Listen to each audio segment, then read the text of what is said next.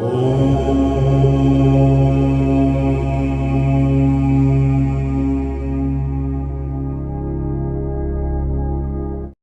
శాంతి 17/3/2025 మధురమైన పిల్లలు, చదువే సంపాదన. చదువు సంపాదనకు ఆధారము. ఈ చదువు ద్వారానే మీరు 21 జన్మల కొరకు ఖజానాను జమ చేసుకోవాలి. ప్రశ్న: ఏ పిల్లలపై బృహస్పతి దశ ఉంటుందో వారిలో ఏ గుర్తులు కనిపిస్తాయి? జవాబు: వారి యొక్క పూర్తి అటెన్షన్ శ్రీమతంపై ఉంటుంది. చదువును బాగా చదువుతారు, ఎప్పుడూ కూడా ఫెయిల్ అవ్వరు. శ్రీమతాన్ని ఉల్లంఘించేవారే చదువులో ఫెయిల్ అవుతారు. వారిపై మళ్లీ రాహుదశ కూచుండిపోతుంది. ఇప్పుడు పిల్లలైన మీపై వృక్షపతి అయిన తండ్రి ద్వారా బృహస్పతి దశ కూర్చుంది. పాట: ఈ పాపపు ప్రపంచం నుండి. ఓం శాంతి. ఇది పాపాత్ముల పిలుపు. మీరైతే ఇలా పిలవవలసిన అవసరం లేదు, ఎందుకంటే మీరు పావనంగా అవుతున్నారు. ఇది ధారణ చేయవలసిన విషయము. ఇది చాలా భారీ ఖజానా. స్కూల్లో చదివే చదువు కూడా ఖజానా వంటిదే కదా. చదువు ద్వారా శరీర నిర్వహణ జరుగుతుంది. భగవంతుడు చదివిస్తున్నారు అని పిల్లలకు తెలుసు. ఇది చాలా ఉన్నతమైన సంపాదన, ఎందుకంటే లక్ష్యం, ఉద్దేశం ఎదురుగా నిలబడి ఉంది. సత్యాతి సత్యమైన ఈ సత్సంగం మొత్తం కల్పంలో ఒక్కసారి మాత్రమే జరుగుతుంది. ఓ పతితపావన రండి అని పిలుస్తారు. ఇప్పుడు వారు పిలుస్తూ ఉంటారు, కాని ఇక్కడ భగవంతుడు మీ ఎదురుగా కూర్చునున్నారు. మనం కొత్త ప్రపంచం కొరకు పురుషార్థం చేస్తున్నాము అని పిల్లలైనా మీకు తెలుసు. అక్కడ దుఃఖం యొక్క నామరూపాలు ఉండవు. మీకు ప్రశాంతత అనేది స్వర్గంలో లభిస్తుంది. నరకంలో ప్రశాంతత లేదు. ఇదైతే విషయసాగరం, కలియుగం కదా. అందరూ ఎంతో దుఃఖితులుగా ఉన్నారు. అందరూ భ్రష్టాచారం ద్వారా జన్మ తీసుకునేవారే. అందుకే బాబా, మేం పత్తంగా అయిపోయాము అని ఆత్మ పిలుస్తుంది. పావనంగా అయ్యేందుకు గంగలో స్నానం చేయడానికి వెళ్తారు. అచ్చా, మరి స్నానం చేశారంటే పావనంగా అయిపోవాలి కదా. మళ్లీ గడియ గడియ ఎదురుదెబ్బలెందుకు తింటారు? ఎదురుదెబ్బలు తింటూ మెట్లు కిందకు దిగుతూ దిగుతూ పాపాత్ములుగా అయిపోతారు. 84 జన్మల రహస్యాన్ని పిల్లలైన మీకు తండ్రే కూర్చుని అర్థం చేయిస్తారు. ఇతర ధర్మాల వారైతే 84 జన్మలు తీసుకోరు. మీ వద్ద ఈ 84 జన్మల యొక్క చిత్రం, మెట్లవరుస చిత్రం చాలా బాగా తయారు చేయబడింది. కల్పవృక్షం యొక్క చిత్రం కూడా గీతలో ఉంది. కాని భగవంతుడు గీతను ఎప్పుడు వినిపించారు, వారొచ్చి ఏం చేశారు అనేది ఏమీ తెలియదు. ఇతర ధర్మాల వారికి తమ తమ శాస్త్రాల గురించి తెలుసు. భారతవాసులకు ఏమాత్రమో తెలీదు. తండ్రి అంటారు, నేను సంగమయుగంలోనే స్వర్గాన్ని స్థాపన చేయడానికి వస్తాను. డ్రామాలో మార్పు జరగదు. డ్రామాలో ఏదైతే నిశ్చితమై ఉందో అది ఖచ్చితంగా అదే విధంగా జరగనున్నది. అలాగని అది అలా జరిగి మళ్లీ మారిపోతుంది అని కాదు. పిల్లలైన మీ బుద్ధిలో డ్రామా చక్రం పూర్తిగా కూర్చునుంది. ఈ 84 జన్మల చక్రం నుండి మీరు ఎప్పటికీ విముక్తులవ్వలేరు. అనగా ఈ ప్రపంచం ఎప్పటికీ అంతమవ్వదు అని అర్థము. ప్రపంచం యొక్క చరిత్ర, భూగోళము రిపీట్ అవుతూనే ఉంటాయి. ఈ 84 జన్మల చక్రం యొక్క చిత్రం, మెట్లవరుస చిత్రం చాలా అవసరము. త్రిమూర్తి మరియు సృష్టి చక్రం ముఖ్యమైన చిత్రాలు. ప్రతి యుగం 12,050 సంవత్సరాలది అని సృష్టి చక్రం చిత్రంలో చాలా స్పష్టంగా చూపించబడింది. ఇది అందుల ముందు అద్దం వంటిది. 84 జన్మల జన్మపత్రి యొక్క అద్దము. తండ్రి పిల్లలైన మీ దశను వర్ణన చేస్తారు. తండ్రి మీకు అనంతమైన దశ గురించి తెలియజేస్తారు. ఇప్పుడు పిల్లలైన మీపై బృహస్పతి యొక్క అవినాశి దశ కూర్చుంది. ఇక ఆపై అంతా చదువుపై ఆధారపడి ఉంది. కొందరిపై బృహస్పతి దశ, కొందరిపై శుక్రుని దశ, కొందరిపై రాహు దశ కూర్చుని ఉంది. ఫెయిల్ అయితే రాహు దశ అంటారు. ఇక్కడ కూడా అలాగే ఉంటుంది. శ్రీమతంపై నడవకపోతే రాహు యొక్క అవినాశి దశ కూర్చుంటుంది. అది బృహస్పతి యొక్క అవినాశి దశ. అది మళ్లీ రాహు యొక్క దశగా అయిపోతుంది. పిల్లలు చదువుపై పూర్తి అటెన్షన్ పెట్టాలి.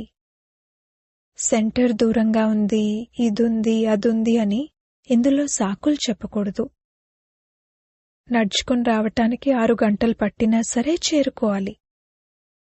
మనుషులు యాత్రలకు వెళ్తారు.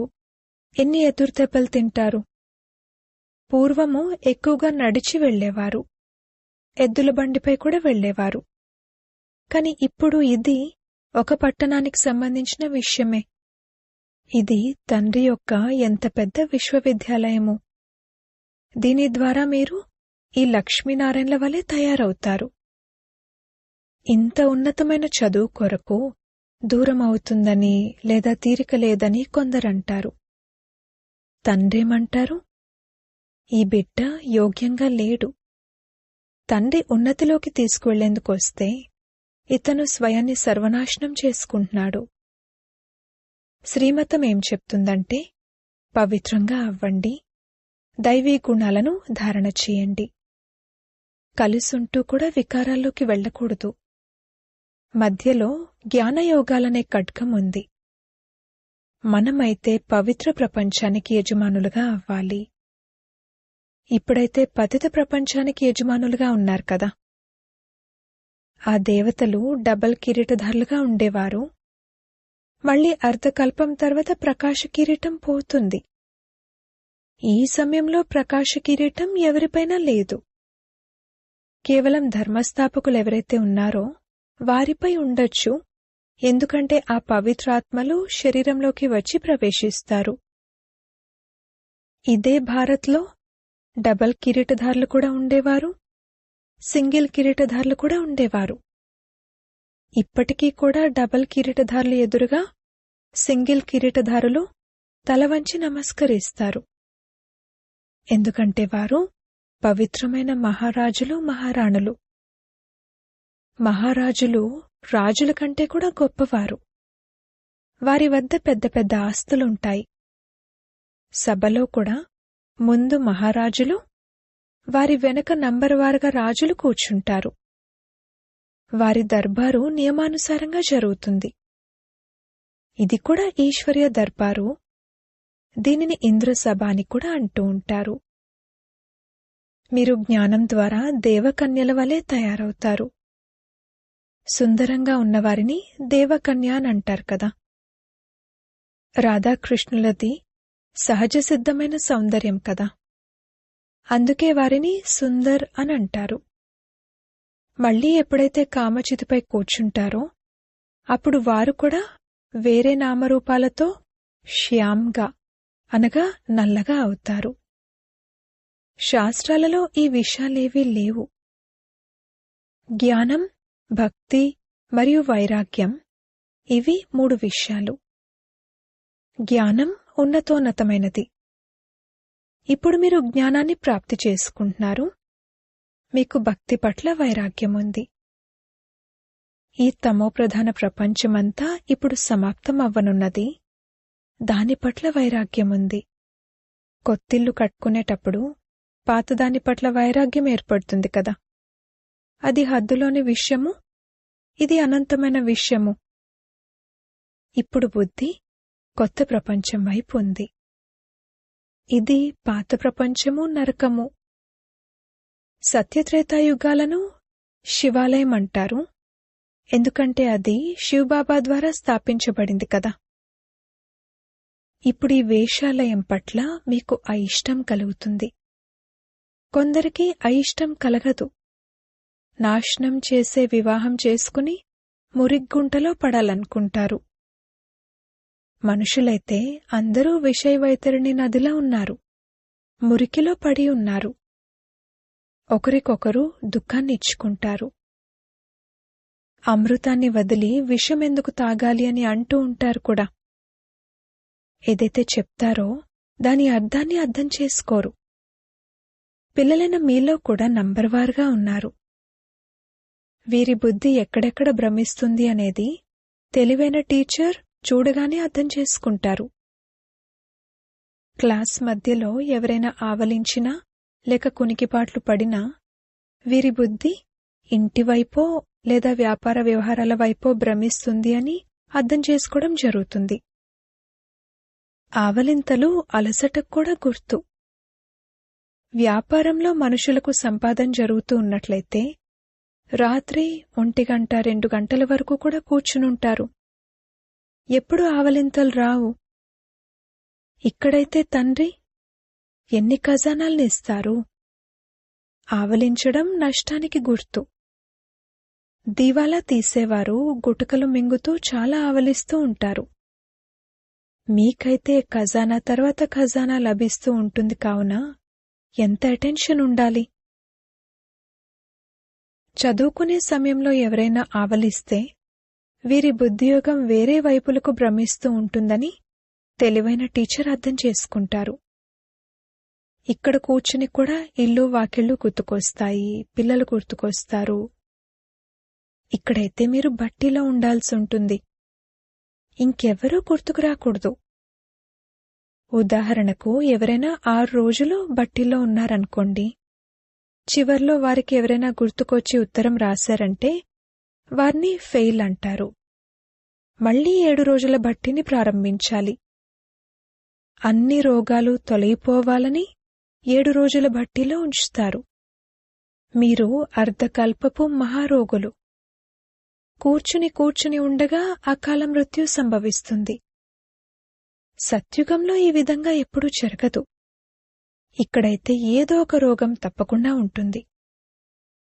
మరణించే సమయంలో ఆ రోగం వలన ఆర్తనాదాలు చేస్తూ ఉంటారు. స్వర్గంలో కొద్దిగా కూడా దుఃఖముండదు. అక్కడైతే సమయం వచ్చినప్పుడు అర్థం చేసుకుంటారు. ఇప్పుడిక సమయం పూర్తయింది, మేమీ శరీరాన్ని వదిలి బిడ్డగా అవుతాము అని. ఇక్కడ కూడా మేమీ విధంగా అవుతాము అని మీకు సాక్షాత్కారం జరుగుతుంది. మేము బిక్కారి నుండి రాకుమారునిగా అవుతున్నాము అని జ్ఞానం ద్వారా కూడా తెలుసుకుంటారు. మన లక్ష్యము ఉద్దేశము ఈ రాధాకృష్ణులుగా అవ్వడమే. లక్ష్మీనారాయణలుగా కాదు, రాధాకృష్ణులుగా అవ్వడము. ఎందుకంటే పూర్తి 5000 సంవత్సరాలు అని వీరికే చెప్తారు. లక్ష్మీనారాయణలకైతే ఎంతైనా 20-25 సంవత్సరాలు తక్కువ అవుతాయి. అందుకే శ్రీకృష్ణుని మహిమ ఎక్కువగా ఉంది. రాధాకృష్ణులే మళ్లీ లక్ష్మీనారాయణలుగా అవుతారని కూడా ఎవరికీ తెలీదు. ఇప్పుడు పిల్లలైన మీరు అర్థం చేసుకుంటూ ఉంటారు. ఇది చదువు. ప్రతి ఊరిలోని సెంటర్లు తెరుస్తూ వెళ్తారు. ఇది మీ విశ్వవిద్యాలయం మరియు హాస్పిటల్. దీనికోసం కేవలం 3 అడుగుల భూమి కావాలి. ఇది అద్భుతం కదా. ఎవరి అదృష్టంలోనైనా ఉంటే వారు తమ గదిలో కూడా సత్సంగాన్ని తెరుస్తారు. ఇక్కడ ఎవరైతే ఎంతో ధనవంతులుగా ఉన్నారో వారి ధనమైతే మొత్తమంతా మట్టిలో కలిసిపోనున్నది. మీరు భవిష్య 21 జన్మల కొరకు తండ్రి నుండి వారసత్వాన్ని తీసుకుంటున్నారు. తండ్రి స్వయం అంటారు, ఈ పాత ప్రపంచాన్ని చూస్తూ కూడా బుద్ధియోగాన్ని అక్కడ జోడించండి. కర్మలు చేస్తూ ఈ అభ్యాసం చేయండి. ప్రతి విషయాన్ని చూడవలసి ఉంటుంది కదా. మీకు ఇప్పుడు అభ్యాసం అవుతుంది. తండ్రి అర్థం చేయిస్తున్నారు, ఎల్లప్పుడూ శుద్ధమైన కర్మలే చేయండి. అశుద్ధమైన కర్మలేవీ చేయకండి. ఏదైనా రోగం ఉన్నట్లయితే సర్జన్ కూర్చునున్నారు, వారి నుండి సలహా తీసుకోండి. ప్రతి ఒక్కరికి తమ తమ రోగాలున్నాయి. సర్జన్ నుండైతే మంచి సలహా లభిస్తుంది. ఈ పరిస్థితిలో నేనేం చేయాలి అని అడగచ్చు. ఏ వికర్మలు జరగకుండా అటెన్షన్ పెట్టాలి. ఎటువంటి ఆహారమో అటువంటి మనస్సు అన్న గాయనం కూడా ఉంది. మాంసాన్ని కొనుగోలు చేసేవారిపైన, అమ్మేవారిపైన, తినిపించేవారిపైన కూడా పాపం అంటుకుంటుంది. పతిత పావనుడైన తండ్రి నుండి ఏ విషయాన్ని దాచిపెట్టకూడదు. సర్జన్ నుండి దాచిపెట్టినట్లయితే రోగం దూరం అవ్వదు. వీరు అనంతమైన అవినాశీ సర్జన్. ఈ విషయాల గురించి ప్రపంచానికైతే తెలీదు. మీక్కూడా ఇప్పుడు జ్ఞానం లభిస్తూ ఉంది, కానీ యోగంలో చాలా లోటు ఉంది. స్మృతిని అసలు చెయ్యనే చెయ్యరు. స్మృతి అనేది వెంటనే ఏమీ నిలిచిపోదు అన్న విషయం బాబాకు తెలుసు. నంబర్వారుగా ఉన్నారు కదా.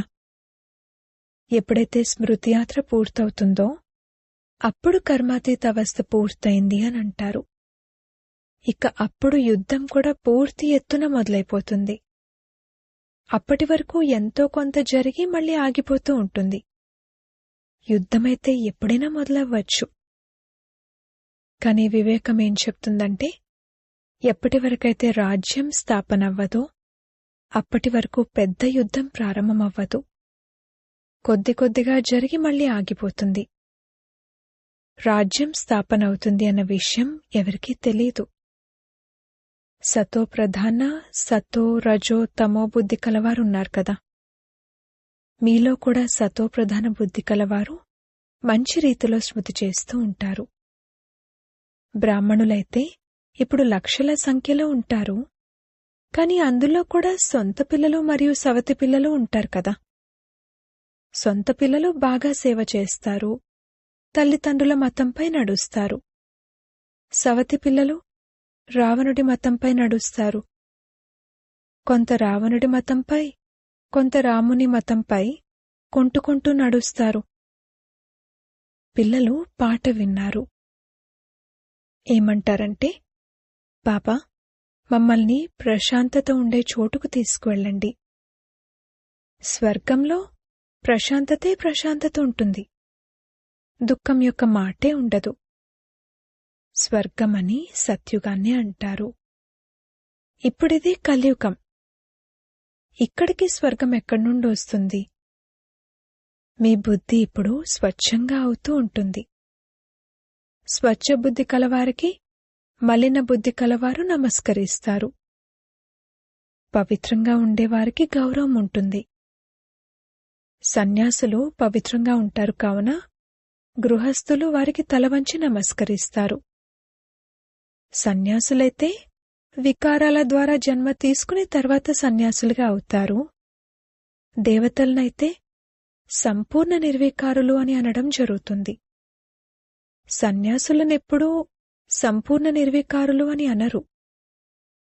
కావున పిల్లలైన మీకు లోలోపల సంతోషం యొక్క పాదరసం ఎంతగానో పైకెక్కాలి. అందుకే అతీంద్రియ సుఖం గురించి అడగాలంటే గోపగోపికలను అడగండి అని అంటారు.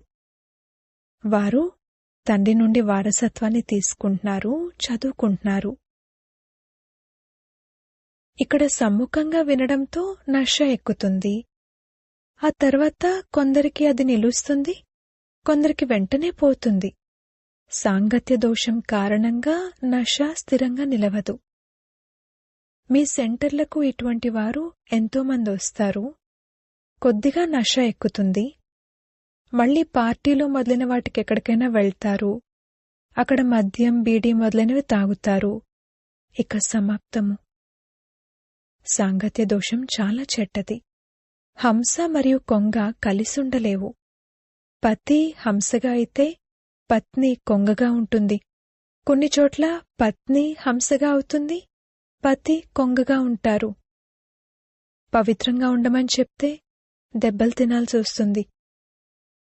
కొన్ని ఇళ్లల్లో అందరూ హంసలుగా ఉంటారు. మళ్ళీ నడుస్తూ నడుస్తూ హంసల నుండి మారి కొంగలుగా అయిపోతారు. తండ్రి అంటారు, అందరూ స్వయాన్ని సుఖమిచ్చేవారిగా తయారు చేసుకోండి. తమ పిల్లలను కూడా సుఖమిచ్చేవారిగా తయారు చేయండి. ఇది దుఃఖధామం కదా. ఇప్పుడైతే ఇంకా ఎన్నో ఆపదలు రానున్నాయి. అప్పుడిక ఎలా ఆర్తనాదాలు చేస్తారో చూడండి. అరే, తండ్రి వచ్చారు, మేం తండ్రి నుండి వారసత్వాన్ని పొందలేదు అని ఆర్తనాదాలు చేస్తారు. కాని అప్పటికీ టూ లేట్ అయిపోతుంది. తండ్రి స్వర్గం యొక్క రాజ్యాధికారాన్ని ఇవ్వడానికి వస్తారు, కాని వారు దానిని పోగొట్టుకుంటారు. అందుకే బాబా అర్థం చేయిస్తారు, బాబా వద్దకు ఎల్లప్పుడూ దృఢమైన వారిని తీసుకురండి అని.